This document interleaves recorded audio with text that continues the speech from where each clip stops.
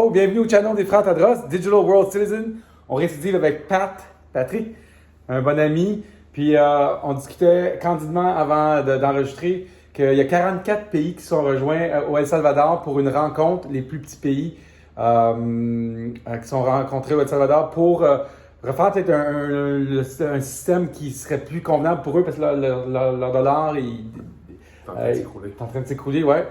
On sait qu'El Salvador a adopté le Bitcoin comme monnaie officielle. Il a donné 30$ à chaque citoyen. Ouais. Et là, on voulait discuter de ça. Je dis, on va se permettre de parler de ça pour discuter de XRP. Toi, comment tu vois ça, le changement là, avec le système SWIFT puis les États-Unis qui ont le système d'échange international d'argent? Comment tu penses que ça va se produire avec XRP puis toutes les autres, les 5 crypto-monnaies qui semblent être approuvées? Comment tu vois ça arriver? Moi, Eric, dans le fond, le XRP va vraiment carrément remplacer SWIFT. Ça, c'est la prochaine, c'est sûr, certain, parce que côté transactionnel, XRP est à 3,5 trillions de transactions à la minute. OK? C'est pour ça que même le El Salvador, on parlait du El Salvador tantôt avec Bitcoin, ça ne fonctionnera pas, c'est d'avoir. Oui, ils ont utilisé Bitcoin parce que c'était le plus populaire, le plus connu à travers le monde. Sauf que côté transaction, ça ne marchera pas. Ça coûte beaucoup trop cher de frais. Les transactions sont trop longues. Tandis que XRP, ça a été inventé parce que c'est vraiment un banker coin au départ, XRP. La plupart des gens ont eu peur de ça, incluant moi, que je voulais rien savoir de ça parce que je voulais pas que je sois tracé et tout ça. Puis on se disait, Bitcoin va être plus autonome, va être plus caché. On pourra pas, finalement, on se rend compte que c'est carrément le contraire. Comme je pense qu'on a parlé vite fait dans la dernière vidéo, Bitcoin, quand il est sorti en 2009, tout de suite après le crash de l'immobilier aux États-Unis en 2008. Aujourd'hui, on sait exactement qui est Satoshi, que c'est 4 élites aux États-Unis, des banques comme JP Morgan, des affaires comme ça qui ont parti. Fait que quand vous regardez les top holders de Bitcoin, ça ne bouge pas ça. Pourquoi? Parce qu'ils ne veulent pas faire peur au monde qui vont serrer. Mais je peux vous garantir, moi, que dans une couple d'années, par exemple 3-4 ans, Bitcoin va rester, j'ai l'impression, mais il ne sera plus le king. Ça, c'est sûr certain. C'est là qu'on parle d'XRP, puis XRP va prendre sa place de beaucoup. En fait, de market cap, côté prix, je suis sûr qu'éventuellement, il va dépasser. XRP a été créé pour avoir une valeur de 10 000 chaque environ. Ouais. Okay? Depuis le SEC, on sait qu'il a topé à peu près à 3,86 US à XRP. Le SEC a rentré dans le portrait, puis là, ça l'a toujours retenu. Malgré tout, il a toujours resté 6e, 7e. Il s'est toujours tenu là. Si on parle d'XRP, c'est une compagnie vraiment établie. Il engage les plus grands du domaine financier. Il engage des Rosie Perez. Juste Rosie Perez. On en avait parlé, je pense, peut-être on avait touché sur le sujet. Rosie Perez. Si vous regardez le dollar américain, le 100$ américain, sa signature est dessus. Si la madame, sa signature est sur le 100$ américain, bien, tu sais qu'elle veut faire partie des prochains meubles dans l'économie, dans tout ce qui est écrit dans la monnaie sur le. C'est une compagnie super bien établie. Pas XRP, mais c'est Ripple, la compagnie. Ripple. Super bien établie, puis travaille depuis des années à instaurer un système avec les banques. Ripple était là avant Ethereum, à part ça. Ouais, on oublie. Moi, j'oublie tout ce qu'ils ont fait, puis des fois, on se laisse emporter par plein d'autres projets dans le domaine des crypto-monnaies, mais c'est vrai que c'est une. Puis on avait parlé aussi, on l'avait touché peut-être aussi, c'est que, comment ça s'appelle, Vitalik Buterin, le fondateur d'Ethereum en tant que tel, a passé 2 semaines chez XRP avant de créer Ethereum. Ouais. Il a essayé de copier Ethereum, mais il s'est fourré solide. On avait parlé, c'est un homme très, très, très intelligent, plus intelligent que la plupart de nous autres. Mais côté XRP, Ripple, il n'y a rien à voir en tant que tel. XRP était comme 35 sous US. Son plus haut point était janvier 2018, 3,86$ US. Puis il a toujours fluctué entre 20 sous puis 1,50$ depuis ces moments-là. Avec le SEC sur le dos. Exact. Puis là, il y a un dossier à la cour contre le SEC qui va se terminer. Ça devrait éclaircir on a parlé, pour les crypto-monnaies. On a beaucoup parlé que c'était XRP. Une fois qu'ils vont lâcher le morceau avec XRP, puis ça va être un entente qui va être pris. Ils vont payer, je ne sais pas moi, 10 millions au SEC, puis le SEC va faire semblant qu'ils ont gagné. Ça va être une genre de bébelle comme ça. Mais une fois que ce morceau va être remarché, ça va tout arriver en même temps. On avait parlé, les XRP, ça va se régler. Le prix après ça va décoller. Les réglementations des gouvernements, ça va tout arriver en même temps. C'est pour ça que d'ici la fin de l'année, on va tout avoir ça en place, les CBDC, tout ce qu'ils veulent sortir là-dessus. Les stablecoins, s'il y avait un petit peu de réglementation là-dessus, ça donnerait beaucoup de clarté aux instituts comme les banques pour vraiment intégrer le marché puis acheter des crypto-monnaies. Puis c'est là qu'on va peut-être voir un marché de 1 trillion monter à 10 trillions. Sans que BlackRock, puis JP Morgan, puis les autres vont mettre les fonds de pension, puis les fonds, toutes les Quand vous pensez que tout est contrôlé en tant que tel, BlackRock puis Vanguard, ces deux compagnies-là sont dans tout. Ouais. Ça pourrait être un autre sujet parce qu'on pourrait parler de ça vraiment avec aller très profond là-dedans en tant que tel, mais si vous allez voir BlackRock et Vanguard, c'est vraiment les deux compagnies qui contrôlent tout. Qu'est-ce qui est nourriture, la pharmaceutique, ils ont des parts dans toutes les compagnies, un contre l'autre, quoi que ce soit, ils ont des parts partout. Fait que c'est vraiment ces deux compagnies-là. Il y en a une troisième, je ne me rappelle plus de son nom, ça va m'en revenir, là, mais aussi contrôle tout. Fait que si vous pensez que c'est des chicanes pour avoir le contrôle. Non. Ils ont toutes la même. C'est toute la même. Les graines, la semence. La semence. Ça s'appelle. En tout cas, il y a une. Monsanto, quelque chose comme ça. Bill Gates est rentré là-dedans aussi, achète énormément de terres de partout à travers les États-Unis et dans le monde aussi. C'est pas compliqué. Si le propriétaire de Vanguard ou BlackRock dit hey, la ligne directrice c'est ça, ben ça influence combien d'entreprises, combien de personnes. Tu sais, on est comme sujet à les visions de ces gens-là. Puis les médias sont contrôlés par les mêmes personnes. Toutes les grosses, les MSNBC, CNN, toutes ces choses ont toutes les mêmes, BlackRock et Vanguard, encore les top parts, sont toujours premier, deuxième, troisième dans les parts d'une compagnie. Fait, d'avoir une opinion, même Fox ou quoi que ce soit, même d'avoir une opinion différente des républicains et des démocrates, c'est toute la même chose. Si vous regardez vraiment tous les États par État, toutes les stations de nouvelles, LCN, des choses comme ça, vous allez voir que le narratif est toujours le même. Ils répètent les mêmes choses que le monde veut l'entendre. Vous pensez savoir la vérité ou quoi que ce soit, mais comme on l'avait déjà dit, je pense dans la dernière vidéo, rapidement, tout ce que vous entendez dans les nouvelles normales, LCN, des choses comme ça, CNN, pensez le contraire, puis vous allez avoir pas la nouvelle du chat dans l'arbre avec le pompier qui descend, mais les nouvelles internationales sur tous les mondialistes, toutes ces choses-là. Le but de cette vidéo-là aujourd'hui, c'est peut-être d'encourager les gens à ouvrir un portefeuille de crypto-monnaie parce que, d'après moi, tous les sites web que vous allez vous inscrire dans le futur d'ici 2 ans, à place d'ouvrir un profil, vous allez ouvrir un portefeuille. L'important, c'est d'avoir un portefeuille. Il y a des compagnies québécoises, moi j'aime ShakePay parce que c'est québécois, mais tu peux juste acheter du Bitcoin et des Ethereum. Mais ouvrez-vous un portefeuille Coinbase pour commencer ou un autre. C'est pas un portefeuille. Ça, oui, c'est des portefeuilles, mais ça reste des plateformes d'échange aussi. Un des meilleurs côtés pour moi, c'est Exodus.io.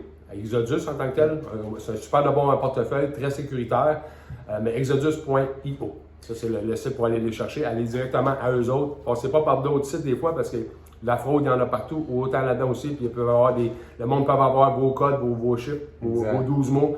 Et ça, c'est ce qui va être le plus important, c'est vos 12 mots. Ça pourrait être un sujet complètement différent sur un autre jour pour montrer comment montrer aux gens d'aller chercher un portefeuille puis de protéger votre argent. Pas de conseil des gens sur beaucoup d'ouvrir des portefeuilles et d'autres choses. Je vais mettre ces coordonnées peut-être dans le bas. Puis moi, j'ai un 12 cours sur l'initiation aux crypto-monnaies.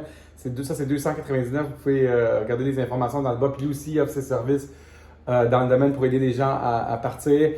Tu disais qu'il y a quelqu'un, un de tes amis, qui a essayé de sortir de l'argent d'un compte de banque d'un 200 000. Ton père? Mon père, en tant que tel, ça fait déjà. Sa femme est décédée il y a environ 5 ans, puis ça va faire 5 ans cette année. Ils ont un compte conjoint ensemble ici chez Desjardins. Lui, il reste aux États-Unis. Et là, revient. Puis là, ça fait 6 mois qu'il se bat avec la banque pour capable de retirer son argent de la banque. En argent? Il veut le retirer en argent? Soit en argent ou même le déposer, le retirer, le remettre dans un autre compte, quoi que ce soit. Il y a quelque chose qui ne fonctionne pas. Est-ce que ça a rapport avec le fait que sa femme est décédée? Mais là, ils ont toute la documentation, il est rendu avec un avocat et un notaire là-dedans. S'il y a beaucoup de monde qui essaie la plupart des gens que j'entends qui essaient de retirer des montants d'argent, que ce soit cash ou quoi que ce soit, de la banque, c'est vraiment compliqué. Même faire des transactions d'un chèque visé ou une traite bancaire d'un compte à l'autre, on parle d'une couple de jours. C'est ridicule comment est-ce qu'ils prennent de temps et de frais pour faire ces choses-là. Puis plus ça va aller, plus quand le monde va commencer à stresser, comme on parlait tantôt des pays qui commencent à se réunir pour essayer on avait parlé de BRICS aussi là, rapidement, la Russie, le Brésil, tout ça.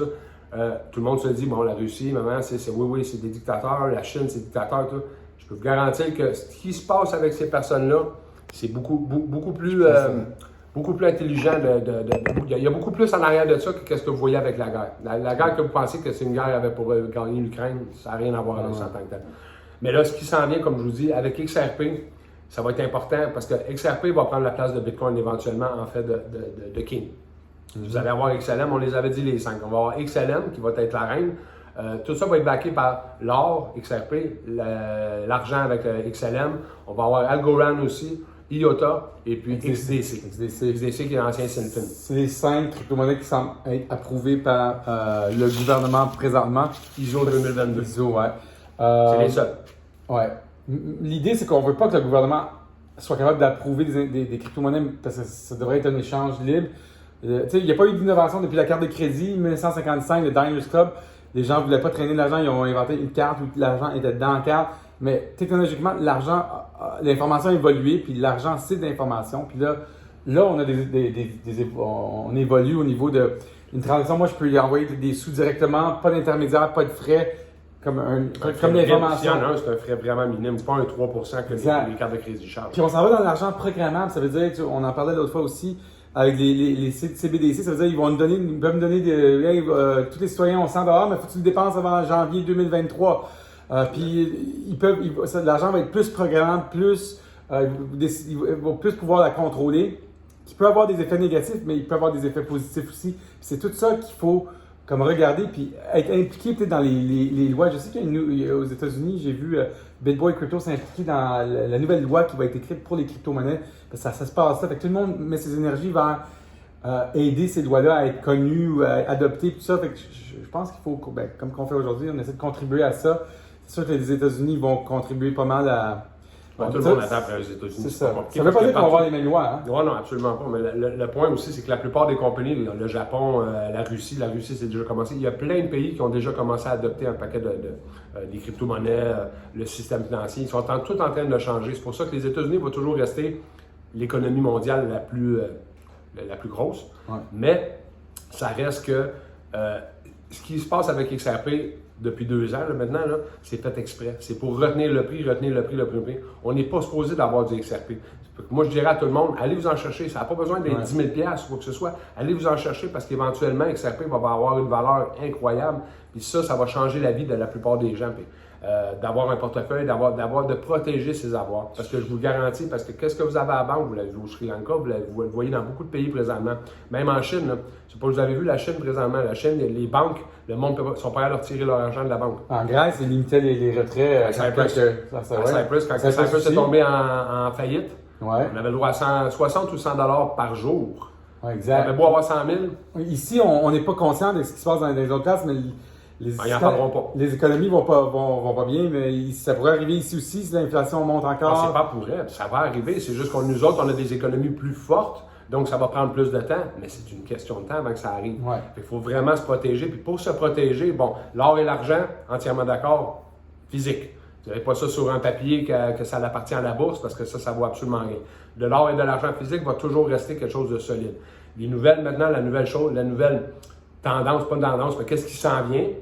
La crypto-monnaie, dans le fond, c'est une autre façon de protéger votre argent, puis d'avoir votre portefeuille, puis de pouvoir vous changer, puis de cacher ça pour que le gouvernement ne touche à rien. Sur un échange, c'est comme une banque, mais si vous l'avez sur votre clé ou votre ordinateur, c'est vraiment en votre possession. Parce que quand on pense que la banque, votre argent est à la banque, est en sécurité, vous l'avez vu avec Trudeau, qu'est-ce qui s'est passé avec les truckers pendant l'hiver passé, ils ont gelé les comptes à tout le monde.